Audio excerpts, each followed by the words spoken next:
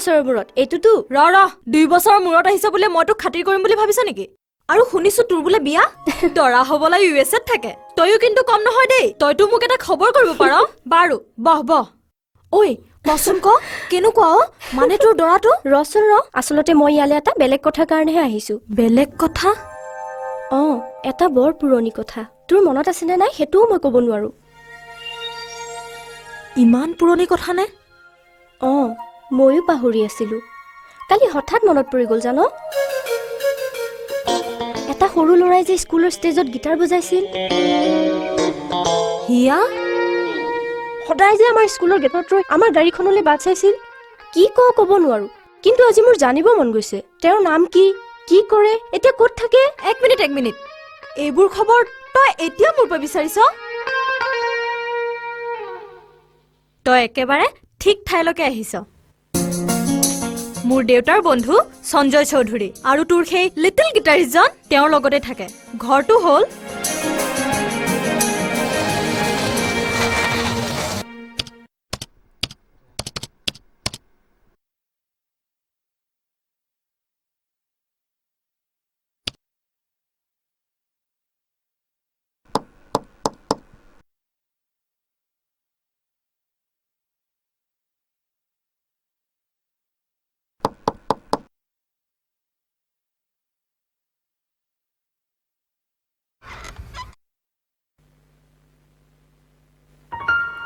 Yes, কিবা কাম আছিল?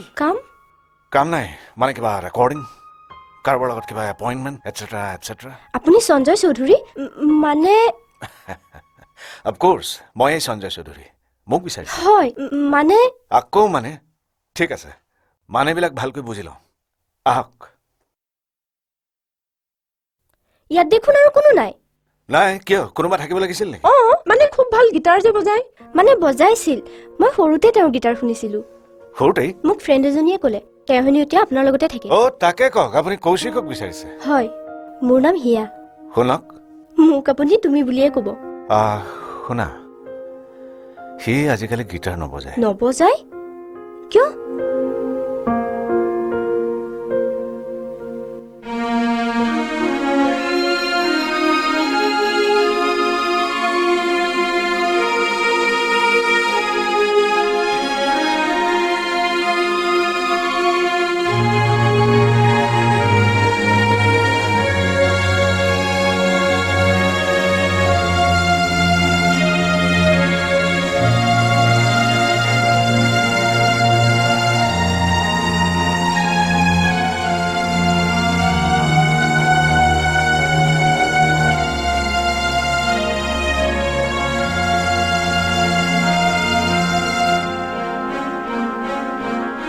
তেওঁক এবাৰ লগ কৰিব পাৰিমনে আংকল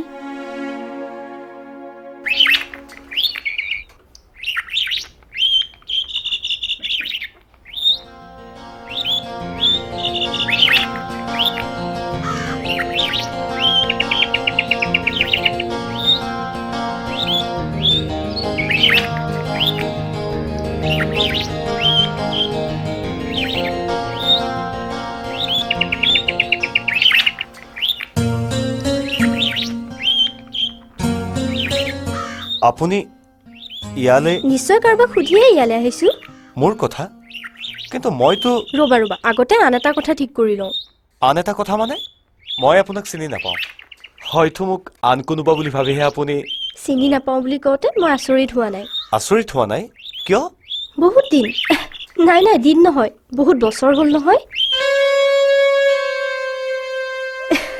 বাৰু মই আৰু সহজ কৰি দিছো আপোনাৰ স্কুলীয়া দিনৰ কথা মনত আছে নহয় আছে কওকচোন শুনো সৰি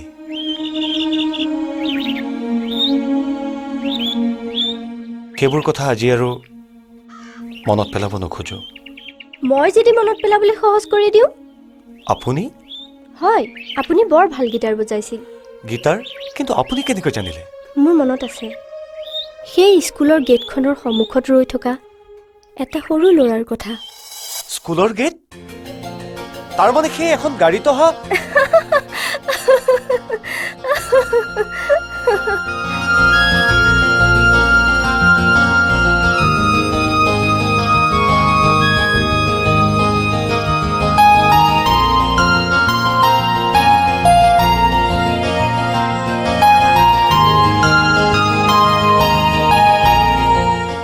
গড, আপোনাৰ মনত যে পৰিল। কিন্তু আপুনি আজিকালি কিয় গীটাৰ নবজায়?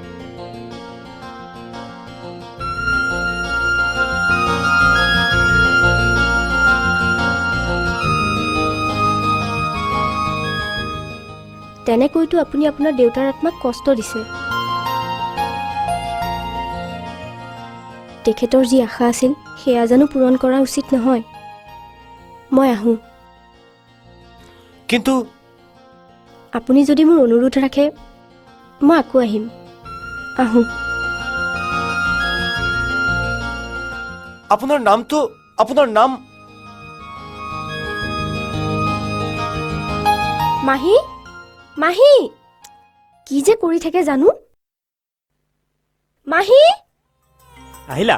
তোমালোকৰ পৰা আৰু উপায় নাই মহা। কি হ'ল? অনবৰতেনো ৰুমৰ ভিতৰত সোমাই থাকি কি কথা পাতি থাকা?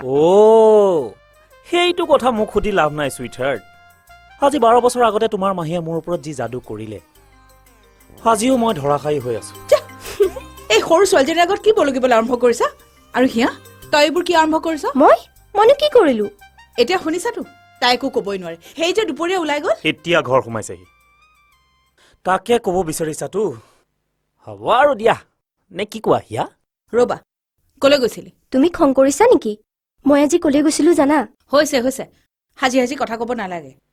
বাহিৰলৈ গ'লে তহঁতে ঘৰৰ কথা চিন্তা নকৰ। মোৰ যে কি বেয়া বেয়া চিন্তাবোৰ হৈছিল। ৰাইট, চিন্তা কিন্তু মোৰো হৈছিল দেই। সেইটোতো হ'বই, কাৰণ মাহীয়ে যিটো কৰে সেইটোতো তুমি কৰাই। নহলে তুমি মোৰ ইমান ধুনীয়া মাহীজনীৰ মহা হবা কেনেকৈ? হা? হ'ব তেল মাৰিব নালাগে। এতিয়া কলৈ গৈছিলি কবিনে? কবতো লাগিবই। ভাবিব নোৱাৰা কথা জানা মাহী।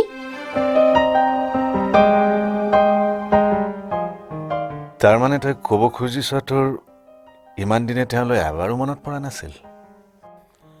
আৰে তুমি বিশ্বাস নকৰা কিয়? কিমান বছৰ আগৰ কথা। আৰু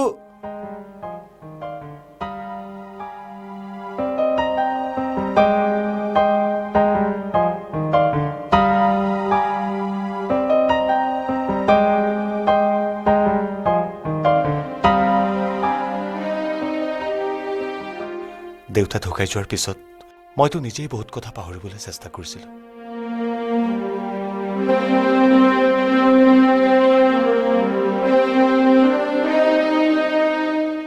হঠাৎ মনত পৰি গ'ল জানা?